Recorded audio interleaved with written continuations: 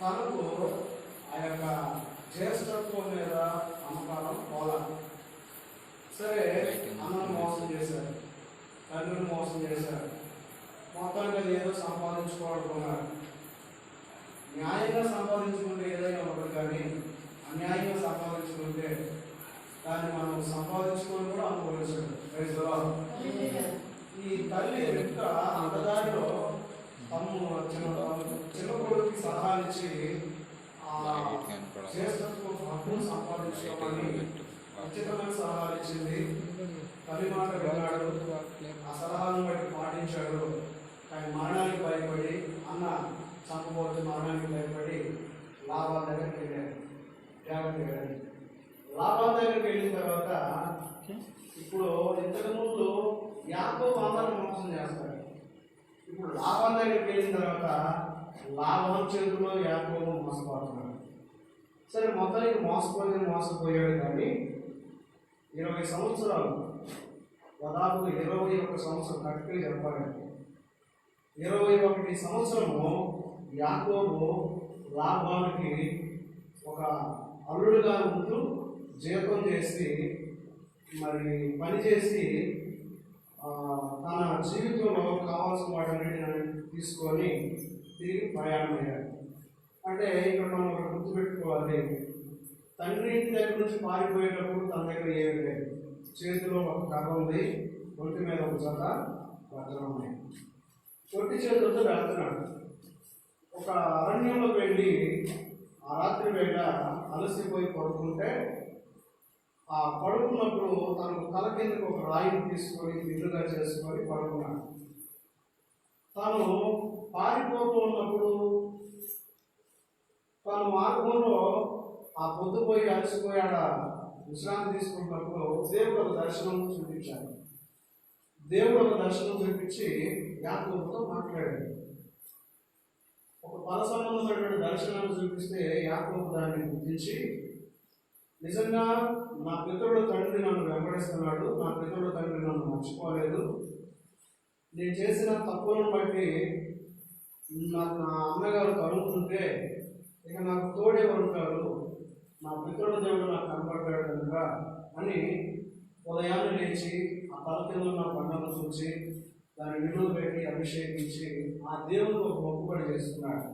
అయ్యా, తల్లికి తండ్రికి అన్నదమ్ములకు అందరికి దూరం అయిపోతున్నాను, మరి నేను ఎలా బ్రతకాలో నాకు తెలియట్లేదు, నేను పరాయి దేశం వెళ్తున్నాను, చిన్న ఆధారం ఉందని వెళ్తున్నాను, ఈ అరణ్యంలో పొద్దుపోయి పడుకునేదాకా నాకు ధైర్యము భరోసా లేదు, ఒంటరిగా చిన్న చీకటిలో భయంతో కలవరంతో నేను ఎందుకు ఈ పని చేశానని బాధపడుతూ ఏడుస్తూ నేను పడుకొని నిద్రపోతుంటే నీవు నాకు కనిపించి నాకు ధైర్యపరిచాను. నా తల్లిదండ్రులకు దూరమైనా, నా అన్నదమ్ములకు దూరమైనా, నా అనుకున్న వాళ్ళందరికీ దూరమైనా నీవు నాకు దూరం కాలేదని నాకు అర్థమైంది. నేను మంచివాడిని కాకపోయినా నన్ను వెంబడిస్తున్నందుకై నేను నిన్ను గుర్తించాను. అయితే నీవు నాతో ఉన్నావు కనుక నేను నీతో ఉంటాను, నువ్వు చెప్పింది చేస్తాను. కానీ నేను ఒంటరిగా వెళుతున్నాను, నువ్వు నాతో ఉన్నావని కానీ నాకు రుజువైతే, ఒంటిగా వెళ్ళిన నేను సమృద్ధిగా రాగలిగితే ఇదే స్థలంలో నేను మందిరాన్ని బలిపీఠానికి వెళ్తాను. మొక్కుబడి చేసుకున్నాను. రెండవది, నేను ఒంటరిగా వెళ్ళి మరి సమృద్ధిగా తిరిగి వస్తే నా రాబడి అంతటిలో 10వ భాగాన్ని నేను ఇస్తాను. 10వ భాగం ఇస్తాను. అలాగే మొక్కుబడి చేసుకొని బయలుదేరాను. అక్కడికి బయలుదేరి మామగారి దగ్గర పనికి కుదిరి ఆ పని చేసుకునే వాళ్ళ పిల్లలను ఇద్దరు చేసుకుంటాడు. లేయాని రాహేలు. ఇతనికి లేయా అంటే ఇష్టం లేదు, రాహేలు అంటే ఇష్టం. కానీ రాహేలు చిన్నదైపోయింది, లేయా పెద్దదైపోయింది. రాహేలు నుంచి చేయండి మామయ్య అంటే ఏమంటే, ఏ ముసుగు వేసి తండ్రిని మోసం చేశాడో ఎవరు? చెప్పాలా? ఇక్కడ ఇందాక చేసే ప్రార్థన, దేవుడిలో ప్రార్థన చేశాడు. ఆ ప్రార్థనకు వివరణ నేను చెప్తున్నాను. ఏ ముసుగేసైతే తండ్రిని మోసం చేశాడో అదే ముసుగు వేపించి అల్లుడిని మోసం చేశాడు. ఎవరు? నాన్నగారు. యాకోబు ముసుగేశాడు లేదా? ఎవరు మోసం చేశాడు? తండ్రిని మోసం చేశాడు. అబ్బాయి నువ్వు ఏషావునంటరా అంటే, నాన్నగారు అదేంటి అడిగా, నేను ఏషావునే. నాకు డౌట్ వస్తుంది. స్వరం అయితే యాకోబు దాకా కరెక్ట్గా ఉంది కానీ వాసన చూస్తే, తవిడి చూస్తే క్షమించాలి, ఏషావులాగా ఉంది, స్వరమేమో యాకోబులాగా ఉంది అని అని అంటే అన్నట్టు లేదు లేదు నాన్న, కొంచెం వాయిస్ పొంగులు పోయిందంతే. కానీ నేను మాత్రం ఎక్కడనే చిన్నవాడిని కాదు అని అన్న బట్టలు వేసుకొని, అన్న ధరించే షర్ట్ వేసుకొని, ఆ మేకతోలు కప్పుకొని నాన్నగారిని మోసం చేసి గోడలు తినిపించి ఆ సీనియర్లో ఉన్నవాడు మోసం చేశాడు.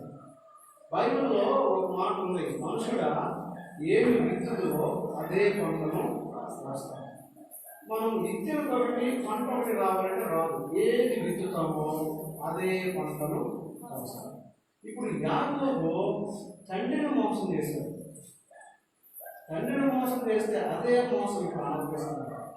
చూడండి, లాభము చిన్న కుమార్తె అని చెప్పి పెద్ద కుమార్తెను ముసుగు వేసుకొని తీసుకొచ్చి యాకోబుకి ఇచ్చి పెళ్లి చేశాడు. గృహబిడ్డంగా చేస్తే తప్పేమంటే పొరపాటు పడ్డట్టే. పెద్ద కుమార్తెను ఎవరు పెళ్లి చేసుకోవట్లేదు. ఎందుకంటే ఆమెకు కండ జబ్బు ఉంది, ఆమెకు పుసికళ్ళు ఉన్నాయి. ఆ పుసికళ్ళు ఎదుట నీళ్లు తాగుతూ ఉంటాయి, వేగపడుతూ ఉంటాయి, కళ్ళు మూల రెప్పలు పడుతూ ఉంటాయి.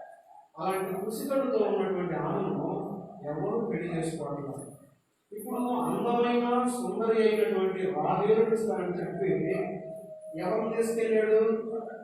ఎవరికి పనికిరాని, ఎవరిని ఎవరికి పనికిరాని లేయానిచ్చి పెళ్లి చేశాడు. మోసపోయాడా లేదా? గుర్తుపెట్టుకున్నాం. అనుకున్నాం ఎదుటి వారిని మనము మోసం చేసి చక్కగా హాయిగా ఉంటుంది అనుకుంటాం. ఈరోజు మనం గుర్తుంచుకోవాల్సిన విషయం ఏంటంటే, మనం ఏ విత్తనాన్ని అయితే విత్తుతామో అదే పంట. Okay, right. ఇక తర్వాత దీవెన పొందుకోవాలని అన్యాయపు ఆలోచన చేశాడు. ఇతను కూడా అక్కడికి వెళ్ళిన తర్వాత పని చేస్తుంటే, అల్లుడు నీకు జీతం వేస్తాను ఓడెందుకు అన్నాడు. సరే మా ఎంతకంత ఇవ్వు అన్నాడు. సరే నేను ఇస్తాను అని జీతానికి కొన్ని గుర్తులు చెప్పాడు. మచ్చలు కలిగి పొడవున్నవి అని కొన్ని గుర్తులు చెప్పి ఈ నీకు అవి నాకు అన్నాడు. ఆ మంద యాకోబుకు చెప్పిన గుర్తు కలిగిన మంద వృద్ధి చెందుతుంటే అది కాదు మారుద్దాం అని చెప్పి ఆ వృద్ధి అయిన మందను ఎక్కడ తీసుకొని వృద్ధి కాని మందను ఆదరించాడు. ఈ రకంగా 10 మార్లు జీతం మార్చుకొని యాకోబును మోసం చేశాడు. ఆ పొలం మీద ఉండి ఆ గొర్రె పిల్లలను, మేక పిల్లలను, ఈ సింహాలు, వెలుగు పంటలు, తోడేళ్ళు పట్టిన వాటిని కూడా యాకోబు మీదనే నష్టం భరించి చేశారు. సరే, మొత్తానికి ఇట్లా జరిగిపోతుంది. కానీ ఒకవైపు తను చేసిన మోసానికి నష్టపరిహారం చెల్లిస్తూనే ఉన్నాడు. కానీ మరొక వైపు దేవుని కృప తనతో ఉంటుంది. హల్లెలూయా. ఒకవైపున మనము ఈ బాధలు ఎందుకు, ఈ బలహీనతలు ఎందుకు, ఈ కష్టాలు ఎందుకు, ఇదేంటి నా బ్రతుకులు అనుకుంటాము. మనం చేసిన వాటికి మనం శిక్ష అనుభవిస్తూనే ఉంటాము. కానీ దేవుని కృప మనతో ఉంటూనే ఉంటుంది. కోపించుతూనే వాత్సల్యము చూపించే దేవుడు. ఒకవైపున యాకోబుకు అర్థం కావట్లా, నేను ఇలా కష్టపడుతున్నాను, ఇలా మోసపోతున్నాను, ఇలా జరుగుతుంది, ఏంటి నా బతుకు అని ఆలోచిస్తున్నాడు. మరొక వైపు తన మామ మంద కంటే ఇతని మంద విస్తరిస్తుంది. అలా విస్తరిస్తూ అభివృద్ధి చెందారు. ఎలా అభివృద్ధి చెందారంటే పశువులు సమృద్ధిగా విస్తరించారు. ఆ పశువులు కాయడానికి పరివారం కూడా సంపాదించుకున్నారు. అందుమాత్రమే కాదు, ఇద్దరు భార్యలు, ఆ ఇద్దరు భార్యలతో పాటు పిల్లలు, మొత్తం 12 మంది. దాదాపుగా అప్పటికి 11 మంది ఉన్నారు. కొంచెం ముందుకు వచ్చిన తర్వాత మరొక పిల్లలు కలుగుతాడు. అందరూ కలిపి 12 మంది పిల్లలు, ఇద్దరు భార్యలు, 2 గుంపుల పశువులు, పనివారు. పోయేటప్పుడు ఎట్లా పోయాడు? ఒట్టి చేతితో వెళ్ళాడు. ఇప్పుడు వెళ్ళేటప్పుడు పోయేటప్పుడు ఒట్టి చేతితో చేతి దాకా తీసుకొని ఇంటినే మంట పోయాడు. వచ్చేటప్పుడు సోదర రాత్రివేళ మీరు యాకోబులాగా ఒట్టి చేతితో వచ్చిన మీరు విస్తారమైన దీవెనలు పట్టుకున్నాక దేవుని యొక్క మొక్కుబడి చేసుకున్నాడు. అయ్యా, ఒట్టిగా వెళ్ళిన నేను సమృద్ధి కలిగి వస్తే నీ కనిపెట్టిన తర్వాత రెండవది నీకు దశమ భాగము ఇస్తాను.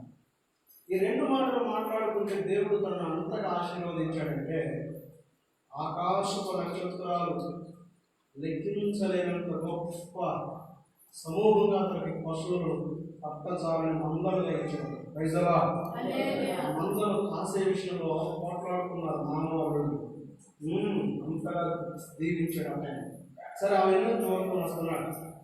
తోలుకొని వస్తుంటే గతకాలంలో చేసిన పాపము, గతకాలంలో చేసిన అన్యాయము, కత్తులు రుబ్బుతూ 400 మందిని తీసుకొని యాకోబు వస్తున్న సంగతి తెలిసి యాకోబును ఎదుర్కొని యాకోబును చంపడానికి, హతమార్చడానికి మన బయలుదేరి ఎవరు తెలుసు బయలుదేరి తన దగ్గరకు సమీపంలో వర్తమానం పంపించాడు. ఆ వర్తమానాన్ని పనివారిని యాకోబుకు తెలియపరిచాడు. యాకోబుకు తెలియపరిచిన తర్వాత యాకోబు అప్పటిదాకా సంతోషంగా వస్తున్నాడు. ఆహా, ఇక నేను ఒంటరిగా వెళ్ళిన వాడిని, మరి ఎంత గొప్ప ఆశీర్వాదంలో వస్తున్నానని సంతోషంగా వస్తుంటే ఈలోపు దుర్వార్త తెలిసింది. బాయ్, గతకాలంలో చేసిన ఘనకార్యానికి ప్రతిఫలం మీకు ఎదురొస్తుంది, జాగ్రత్తగా ఉండు అని చెప్పి వాళ్ళు చెప్పారు. చెప్పిన తర్వాత యాకోబుకు భయం ప్రారంభమైంది. ఏంటంటే తన అన్న చేతిలో మరణించవలసి వస్తుంది. అప్పుడు దేవుడు ఇక దిక్కు ఏమీ లేక, చెప్పుకునేవాడు ఎవరు లేక, ఏం చేయాలో అర్థం కాక, సమస్యను సరిచేయగలిగిన వాడు ఎవరు ఉన్నారని ఆలోచిస్తే తనకు దొరికిన వల్ల ఒకటే దేవుడి. ఆ రోజు ఒంటరిగా బయలుదేరితే ఇంతగా ఆశీర్వదించింది ఎవరు? దేవుడే.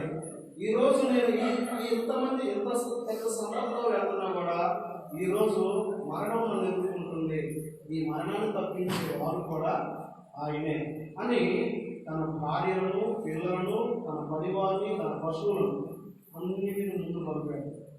ఒక్కడే అనుకున్నాడు. జాగ్రత్తగా వినాలి. నేను ఒక్కడే అనుకున్నాడు. ఒకసారి నిద్రపెట్టి కనిపిస్తున్నాడు. హల్లెలూయా మెలుపుకున్నాడు. హల్లెలూయా తెలియకున్నారు. ఓకేనా? ఇతను ఒక్కడే అనుకున్నాడు. మిగతా వాళ్ళందరూ పంపించేశారు. ఇప్పుడు మనం చదువుకున్నాం అసలు విషయం. ఆ రాత్రి అతడు లేచి తన ఇద్దరు భార్యలను, తన ఇద్దరు దాసీలను, తన 11 మంది పిల్లలను తీసుకొని ఎబోరేముకు దాటిపోయాను. యాకోబు వారిని తీసుకొని ఆ ఏరు దాటించి తనకు కలిగినంతయు పంపివేసి యాకోబు ఒక్కడే మిగిలిపోయి అంటాడు కదా. చదువు. ఒక నరుడు మిగిలిపోయి ఇక దేవుడి పాదాల దగ్గర కూర్చున్నాడు.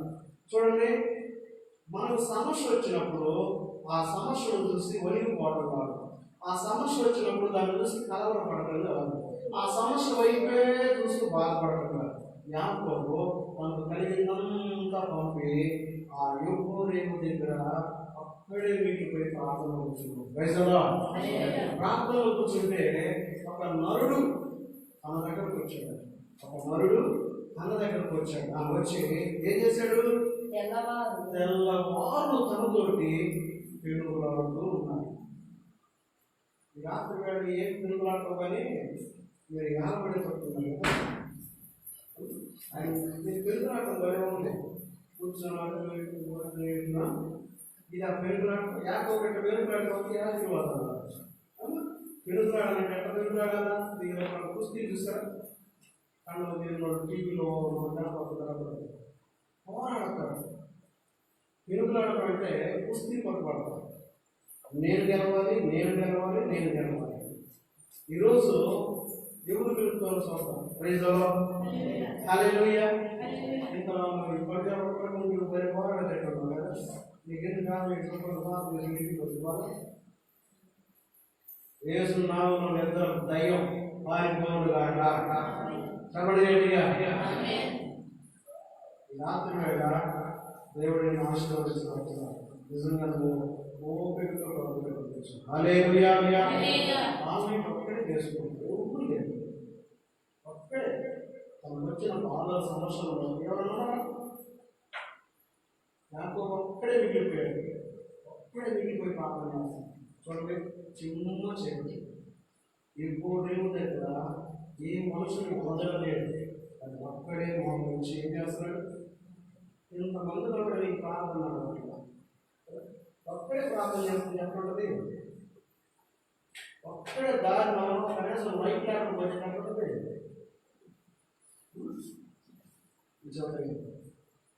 మనోడు అప్పుడు ప్రార్థన వెళ్ళేవాడికి బిల్డప్ పెట్టేవాడు.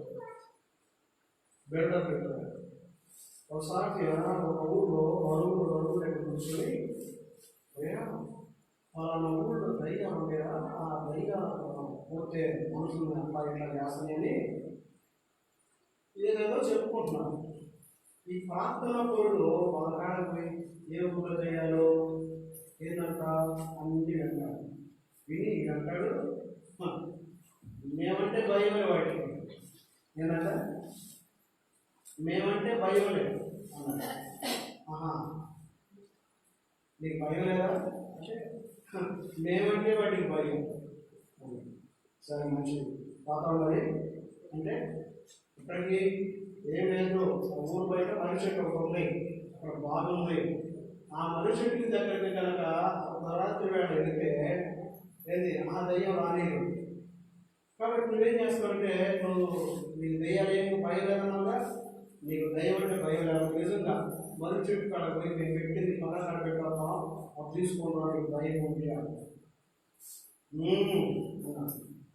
నేను వస్తాను అని చెప్పి పందెం కట్టుకున్నాను. పందెం కట్టుకొని అర్ధరాత్రి వేళ చక్కగా నడుచుకుంటే పోయేటప్పుడు ఏసు రక్తమే చేయం, ఏసు రక్తమే చేయం, శిలువ రక్తమే చేయం, ఏసు రక్తమే చేయం, ఎక్కడికన్నా దయ్యం నాకేం భయం. మొత్తానికి ఏసు రక్తమే చేయం, శిలువ రక్తమే చేయం, ఏసు రక్తమే చేయం, శిలువ రక్తమే చేయం. ఏసు రక్తాన్ని ఏసు నామాన్ని ఉచ్చరిస్తే దయ్యాలు రావు కదా. మనోడు నమ్మకం. సరే మొత్తానికి వెళ్ళాడు. బిల్డప్ అన్నమాట. వెళ్ళి మనిషి కాడకు పోయాడు. చూసావా ఏసు నామంలో ఇక్కడున్న దయ్యం అప్పో అన్నాడు. అది తీసుకున్నాడు. అప్పుడు వెనక్కి మళ్ళీ ఏసు రక్తమే చేయం, శిలువ రక్తమే చేయం, ఏసు రక్తమే చేయం, శిలువ రక్తమే చేయం. అలా వస్తా ఉండగానే వెనక్కి సఫరా పడుతుంది. కొంచెం ఫోర్స్ పెట్టి ఏసు రక్తమే చేయం, ఏసు రక్తమే చేయం. అది వదలదు. సొక్క కొట్టేసుకుంది. ఏసు రక్తమే చేయం, శిలువ రక్తమే చేయం, ఏసు రక్తమే చేయం, ఏసు రక్తమే చేయలేదు. అది కొట్టుకుని లాగుతుంది. వీడు ముందుకు లాగుతాడు, దేనికి లాగుతుంది. ఈ గట్టిగా మొదలు పెట్టాడు. అది వదిలిపెట్టట్లా. పోరాడాడు 10 నిమిషాలు పోరాడాడు. ఏసు రక్తం, శిలువ రక్తం, ఏసు రక్తం, శిలువ రక్తం. ఆ భయం అతను ఆవరించింది. ఖచ్చితంగా దయ్యాలను పట్టుకుందని చెప్పి ఆ దయ్యం పట్టుకొని లాగుతుంటే మనోడు విడిపించుకోవడానికి ఏసు రక్తం లేదని చెప్పి తడ లాగాడు. దాన్ని వదిలిపెట్టాడు. చివరికి ఏమైంది? గుండె అక్కడే చనిపోయాడు. తెల్లారి ఏదో ఇంకా రాలేదు. ఇప్పుడు పోతే మళ్ళీ అది మనం పట్టుకోవట్లేదు. తెల్లారి బాగానే పట్టుకుని ప్రార్థన పడు కదా అని చెప్పి ఆలోచించి పొద్దున్నే పోయి మనిషి ఎక్కడ కూర్చుంటే రేగి చెట్టుకి తాను చిక్కుకొని అట్లాగాడు. వెనక పట్టుకుని ఎవరు ఏమైంది? వేరు చెట్టును కొట్టుకుని అవుతుంటే ఏ సరిపోయేదేమో దెయ్యం అన్నాడు. అదే పోతే అది అతనే కొట్టుకుంది. వేడైతే యాకోబు ఒంటరిగా ఆ అరణ్యంలో మోకరించి బాగా సామాన్యమైన పని, సామాన్యమైన పని కాదు. కానీ తప్పలా దేవుడితో మాట్లాడాలి, తనకున్న సమస్య పోవాలి, తనకున్నటువంటి బాధ పోవాలి, ఆ మరణాన్ని కొట్టివేసుకోవాలి, ఆ మరణ శాస్త్రాన్ని తప్పించుకోవాలి. అందుకని ఏం చేయాలని ఆలోచించాడో దేవుడితో పెళ్ళాడమే మంచిదన్నాడు. ప్రైజలా. ఇప్పుడు ఇక్కడ దెయ్యాలయ్యా దేవుడు చెప్పండి. చిమ్మ చేయడం చక్కగా వెళ్తారు. నీకు అట్లాంటి చోట అయితే బాగుంటుంది. ప్రార్థన భలే వేసింది. ఒకసారి మనోడు ఆన్లైన్ చెల్లించాలి కానీ పన్నోటికి వెళ్ళి ఏకాంత ప్రార్థన చేసుకున్నానని చెప్పి ఒకడు అన్నాడు. సరే పాలం పని చెప్పి తీసుకెళ్తే ఆ ఏకాంత ప్రార్థనలో మోసరించాడు. కళ్ళు మూసుకుంటేనేమో బాగా చేయాలని కళ్ళు మూసుకుంటాడు. కళ్ళు మూసుకోగానే ముందుకు వచ్చి కళ్ళు తెరిచి చూస్తే ఏమవుతాను. సరే మొత్తానికి ఓపిక పట్టి కళ్ళు మూసుకుని ప్రార్థన చేస్తుంటే పెద్ద పాము చుట్టూ తిరుగుతుంది. పెద్ద పాము చుట్టూ తిరుగుతుంటే ఇప్పుడు ప్రార్థన స్పీడ్ నడుస్తుందన్నమాట. ఆ ఆవేశంతో ఆ దడతో తను చేసే ప్రార్థన ఎక్కడుందంటే అప్పుడు ఏంటి ఎందుకు చేస్తున్నాడు మేము అడుగుతుంటే చేతులు ఎత్తాడు, నన్ను కాపాడయ్యా, నన్ను ఆశీర్వదించాయా. మనుషుడు లేడు, అరణ్యంలో ఒక్కడే మిగిలిపోయాడు. సమస్య తీర్చమని ప్రభుత్వం మాట్లాడుతున్నాడు. రైతులో ప్రార్థన చేస్తే దేవుడు ఎప్పుడు కూడా పై ఉండడు. ప్రార్థన చేస్తే ఆ ప్రార్థన వినడానికి దగ్గరకు వస్తాడు. యాకోబు ప్రార్థన చేయకముందు అక్కడ ఎవరు లేరు. యాకోబు ప్రార్థనలో పెనుగులాడుతూ ప్రార్థనలో మరి ఏకీభవించి ప్రభు దగ్గర మొరబెడుతూ ఉండగా ఒక నరుడు తన దగ్గరికి రావడం చూశాడు. చూడండి, ఈ రాత్రి వేళ మీరు ఒక మాట గుర్తుపెట్టుకోవాలి. ఎక్కడ ఇద్దరు ముగ్గురు కూడి నా నామన ఏకీభవిస్తారో వారి మధ్య నేను ఉంటాను. మధ్య ప్రభు ఉన్నాడా? ప్రభువు నిద్ర కూర్చున్నాడా? విను బిడ్డ, విను, చక్కని మాటలు విను అని చెప్పి దేవుడు మేలు పంపుతాడు, కూలి పంపుతాడు, ప్రోత్సహిస్తాడు. ఆ మాట కొరకు మనల్ని ఆయుధపరుస్తాడు. ప్రైజ్లో రెడ్డిగా కట్టేసాడు. అసలు లేవట్లేదు, కూలి పంపుతాడు ఆయన. ఆ మాటల కొరకు మనల్ని ఆయుధపరుస్తాడు. దేవుడు మనతో మాట్లాడేటప్పుడు మన జీవితాల్లో అంధకారమయం నుండి వెలుగుమయం చేయబడతాయి. చెప్పలే హల్లెలూయా. అయితే పిల్లలా, యాకోబు ఒక్కడే ప్రార్థన చేస్తుంటే తన పక్కన నిలువబెడితే అతన్ని గుర్తించి ప్రార్థనలో వెలుగులాడుతున్నాడు. వెలుగులాడుతుంటే ఆయన అంటాడు, నన్ను వదిలిపెట్టాను. చేసి చేసి చేసి చేసి చేసి తెల్లవారిన చేస్తూనే ఉన్నావు. అసలు ఆపట్లేదేంటి? ప్రార్థన చేసేదే చేస్తున్నావు. ప్రార్థన చేసేవాడిని తొలగి నేను వెళ్ళలేకపోతున్నాను. ప్రార్థనలో మాట్లాడే వ్యక్తుల దగ్గర నేను వెళ్ళలేకపోతున్నాను. ఇది నేను వెళ్ళాలి అంటే యాకోబు ప్రార్థన ఆగితే వెళ్ళాలి అనుకున్నాడు ఆయన. ప్రైజ్లో ఏ చెప్పండి, ఇలా మీరు మాత్రం ప్రభు ఎక్కడ ఇద్దరు కూడి మా అమ్మ ఏకీభవిస్తారో వారి మధ్య. ఇప్పుడు మనం ఎంతసేపు కూర్చుంటే ప్రభు ప్రభు తీసుకుంటాం. అయ్యా ఆల్రెడీ కాకుండా వెళ్ళాలి. కానీ ఇప్పుడు ఆయన కూడా మనం అనుకుంటున్నాం వదిలిపెట్టి పాస్టర్ గారు అయిపోతుంది కదా టైము. ఆయనకి ఇసుకట కలిగింది. యాకోబు నన్ను వదిలిపెట్టాలి, నేను వెళ్ళాలి. చేసావు సంతకాలు మొదలుకొని తెల్లవారు దాకా ఎడతెగని ప్రార్థన చేస్తున్నావు. చేసి చేసి చేసి ఎంతసేపు చేస్తున్నావు. ఇప్పుడు వదిలిపెట్టవా? నన్ను వదిలిపెట్టమంటే యాకోబు దేవుడితో పెరుగులాడతామంటే దేవుని సన్నిధిలో ఎడతెగని గొప్ప ప్రార్థన చేస్తున్నాయి. హల్లెలూయా చేస్తుంటే ఇతను ప్రార్థన ఆపలేదు, ఇతను ఆపకపోతే అతను ఎలా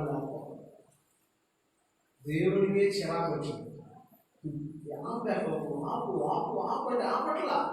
చివరికి దేవుడికే కోపం వచ్చి తొడగూపి మీద ఒక తొట్టు తగ్గాడు. Praise the lord. ఇప్పుడు మనం కాదు, మనం దాడుతున్నాం. ఇది ఆత్మలు ఏంటి? ఆయనకే చిరాకు కొట్టాలి మనం ప్రార్థన చేస్తుంటే. Praise the lord. చెప్పలేదుగా అంటే అంత సమస్య మనకు లేదు అన్నమాట. ఉన్నాయి. హృదయపూర్వకంగా మనం దేవుని ప్రార్థన చేస్తే యాకోబును దీవించిన దేవుడు నిన్ను కూడా దీవిస్తాడు. అవును, ఆమేన్. యాకోబును దీవించిన దేవుడు నిన్ను కూడా దీవిస్తాడు. ఆయన పక్షపాతం లేనే లేదు. పిల్లరా, ఈ రాత్రి వేళ ఆయన అంటాడు నేను వెళ్తానయ్యా అంటాడు. ఈయన అంటాడు నువ్వు వెళ్ళడానికి వీలు లేదు. నీతో నేను మాట్లాడాల్సిన చాలా ఉంది, నీతో పెరుగులాడవలసింది చాలా ఉంది, నేను చెప్పుకోవాల్సిన వేదన బాధ ఇంకా ఉంది. నువ్వు వెళ్ళడానికి వీలు లేదయ్యా, నేను వెళ్ళడానికి వీలు లేదు, నేను వెళ్ళనివ్వనయ్యా అంటే ఏమంటాడు? నేను వెళ్ళాలయ్యా. చివరికి అన్నాడు కదా, నన్ను నీవు ఆశీర్వదిస్తేనే పంపిస్తాను. Praise the Lord. చెప్పు గట్టిగా, చెప్పు గట్టిగా. నీవు నన్ను ఆశీర్వదిస్తేనే వెళ్తా, నీవు నన్ను ఆశీర్వదించకపోతే నేను వెళ్ళనివ్వను. Praise the lord. దేవుడు మందిరానికి వస్తే అలాంటి పట్టుదల ఏదో వచ్చాము వచ్చాము సినిమా వెళ్ళాడు, రంగుడు వచ్చాడు. దేవుడి మందిరానికి వచ్చిన తర్వాత చాలా మంది వెళ్ళామా వచ్చామా అన్నట్టుంటారు. దేవుడి పాదాల దగ్గరకు వస్తే మన అవసరాలు ఏంటో ఆయన తెలియపరచాలి. మనకి ఏదైతే అవసరమో దాన్ని ఆయన ఎదుట మనం మోకరించి చేతులెత్తి ప్రభువా నాకు ఇది అవసరం అని మనం మాట్లాడగలిగితే మన ప్రార్థన అవసరాలు తీర్చగలిగిన వాడు ఆయన. చెప్పండి, బైబిల్ గ్రంథంలో దాదాపుగా 5,000 మంది భక్తులు ఉన్నారు. దేవుడు ఎవరి ప్రార్థన నిరాకరించలా, ఎవరి ప్రార్థన తృణీకరించలా, ఎవరి ప్రార్థనకు జవాబు ఇవ్వకుండా ఆయన మౌనం వహించలా. వేళ వాళ్ళు ఏదైనా పాపం యథార్థంతో లేకుండా పాపంతో నింపబడి కలగొలి మాటలు పలికితే వాళ్ళ ప్రార్థనకు జవాబు ఇవ్వలేదేమో కానీ దేవుడి తట్టు హృదయం ఎత్తి దేవుడి మొరబెట్టుకున్న ప్రతి ఒక్కరి ప్రార్థన ఆయన ఆలకించి వారిని ఆశీర్వదించాడు. Praise the Lord. దేవుడి కోసం ప్రాణం ఇవ్వడానికైనా, దేవుడి కోసం రోషంగా నిలబడి దేవుడి కోసం పెరుగులాడిన వ్యక్తులను దేవుడు ఆశీర్వదించకుండా ఇచ్చబట్టి రాత్రి వేళ మనం చేయవలసినటువంటి ఒక గొప్ప పట్టుదలతో కూడిన ప్రార్థన ఏంటంటే, ప్రభువా నీవు నన్ను ఆశీర్వదిస్తేనే, నీవు నన్ను ఆశీర్వదిస్తేనే వెళ్తాను, లేకపోతే నేను వెళ్ళని ఇక్కడే ఉంటా, నేను చేస్తానే ఉంటా ప్రార్థన. నా ప్రార్థన కాదని వెళ్ళబోతాం. ఆయన న్యాయవంతుడు. ప్రార్థన చేసిన వారి ప్రార్థనను దాటి వెళ్ళే దేవుడు కాదు. మీకు గుర్తుందో లేదు, యేసు ప్రభువుకు అటువంటి మనసే ఉంది.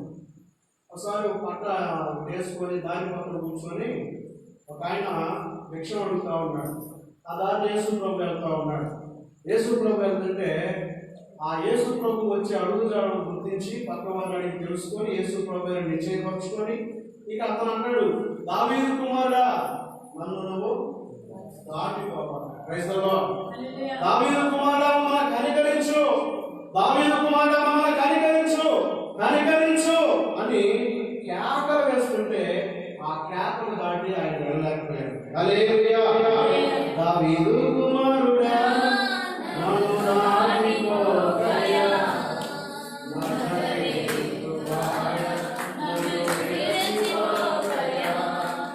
దావీదు కుమారుడా నన్ను దాటిపోకయ్యా,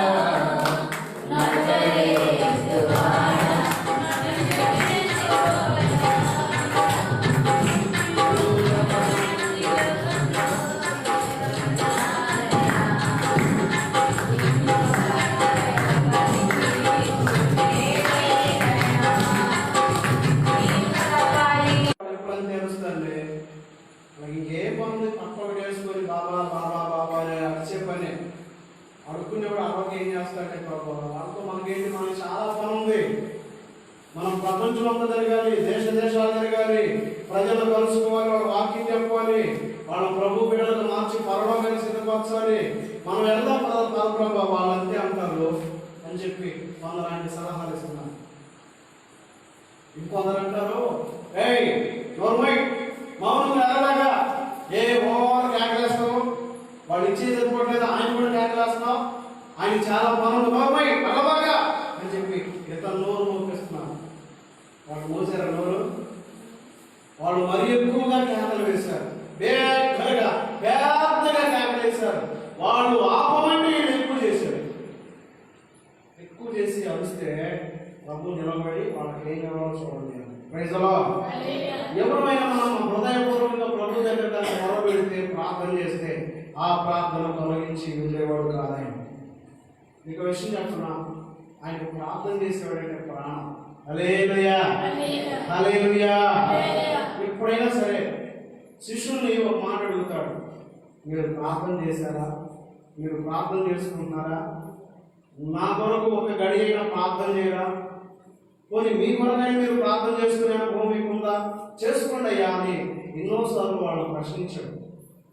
ప్రభువా ప్రార్థన నేర్పయ్యారు వాళ్ళు అడిగితే ఎంతో చక్కగా వాళ్ళకు ప్రార్థన నేర్పాడు. హల్లెలూయా. ఈ రోజుల్లో ప్రార్థనకు నోరు విప్పి మాట్లాడేవాడు లేరండి. ప్రార్థనలో రావడం, ముసుగేసుకోవడం, ముందుకు పడటం. కాబట్టి మన కోడుగుడు సొనబడితే ఒక్కొక్కడు నోట్లో నుంచి తీగలు పడుతుంటుంది. అంత అయిపోయినాక అయిపోయిందంటే మాకు మూతి పూసుకుంటారు నిద్రపోతుంది. ఆ కోడుగుడు సొనదు కదా. అంటే ఇప్పుడు దాకా ఎంత చక్కగా వైద్యం చేసేవాడు, ప్రార్థనకు వచ్చి ప్రార్థన చేయరు దరిద్రం. నేను చెప్తాను, ప్రార్థన లేని వాడి జీవితం ప్రాణం లేని శవంతో సమానం. Praise the lord. చెప్పలేడిగా చేసిన వారానికి ఒకసారి అన్నా, 10 రోజులు చేసుకునే అనుభవాలు ఉన్నాయి అంటావా? నిజమేనా? ప్రార్థన ప్రతి సందర్భంలో దినానికి 8 మార్లు ప్రార్థన చేస్తాడు దావీదు. 7 మార్లు. 8 మార్లు భోజనం, 8 మార్లు తింటాడు. మనం ఎన్నిసార్లు తింటాడు చెప్పండి? మనం తిన్నట్టే అనుకుంటుంది. మనం 3 సార్లు తింటే ఆయన 6 సార్లు తింటాడా? 8. ఆయన కూడా 3 సార్లు తింటాడు. 3 సార్లు తింటాడు, 7 సార్లు ప్రార్థన చేస్తాడు.